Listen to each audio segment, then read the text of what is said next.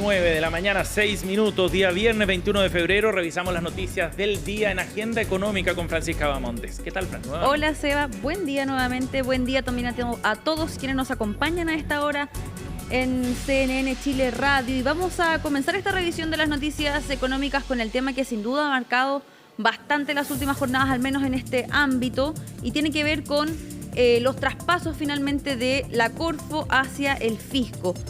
Conocimos las declaraciones en primera instancia, Seba, del ministro Grau, ¿cierto? Ayer en la mañana también revisábamos parte del comunicado que a primera hora llegó por parte de la Corfo, pero no fue suficiente. Tuvo que llegar también el ministro de Hacienda, que estaba fuera y que su llegada a sus labores habituales estaba prevista para este próximo lunes. Estaba de vacaciones, ¿no? De hecho, tengo entendido que ella había vuelto de sus vacaciones y estaba haciendo uso de otros días por otro tipo de motivos, pero no estaba básicamente trabajando. Entonces tuvo que adelantar ahí parte de su calendario para hacer frente también a toda esta polémica que surgió en torno a los traspasos por parte de la Corfo. Y acá lo que se hizo, al menos por parte, o lo que se intentó también más bien hacer por parte del Ministerio de Hacienda, es contener un poco esta situación. ¿Por qué? Porque hubo muchas explicaciones a raíz de toda la polémica que surgió y no había un ánimo, al menos quizás, de frenar toda esta vorágine que se generó a raíz de lo mismo. Ya lo decía el ministro Grau también hace un par de días atrás, a ojos del gobierno esto era una polémica artificial, pero había distintas voces desde el punto de vista político y también desde el punto de vista de quienes tienen mayor conocimiento en cuanto al tema de las finanzas públicas, por las críticas que esto también tuvo en relación precisamente al manejo del cálculo de ahí de las proyecciones también por parte del Ejecutivo. Ya lo decíamos entonces, el ministro Marcel volvió precisamente a explicar las razones detrás de este traspaso y la manera también en la que se ejecutó este traspaso de estos fondos desde la Corfo. Se entregaron también a la Contraloría los antecedentes necesarios. Hay que recordar también que la Contraloría va a iniciar esta investigación para ver si es que todo se ejecutó al margen o al menos cumpliendo las normativas legales. Claro, y lo conversábamos con el diputado Brito. La Contraloría puede determinar si es que fue correcto, si se apegó a la ley, digamos, pero no analiza el tema de fondo que tiene que ver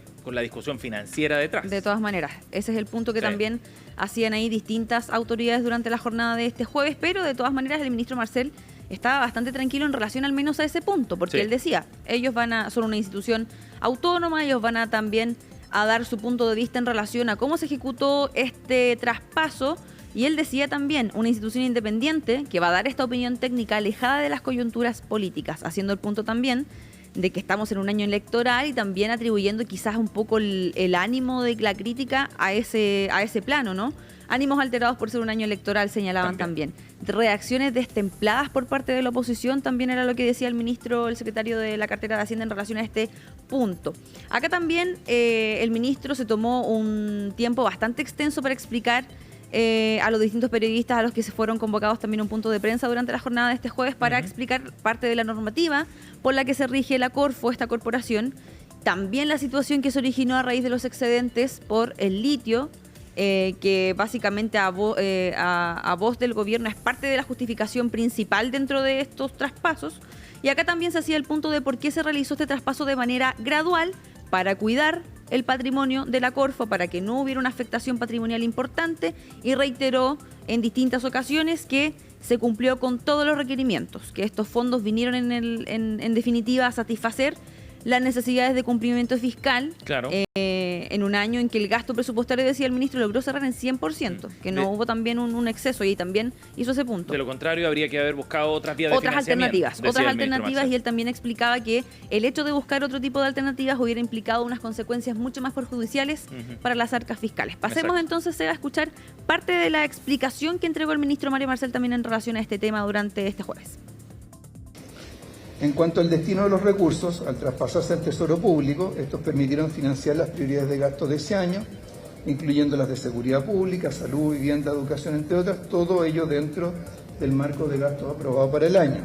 De esta manera, junto con permitir el pleno cumplimiento de las metas fiscales del 2023, estas operaciones fueron ampliamente convenientes para el sector público, como un todo, porque permitieron evitar elevar el endeudamiento, evitar aumentar el pago de intereses y evitar un deterioro en el patrimonio fiscal.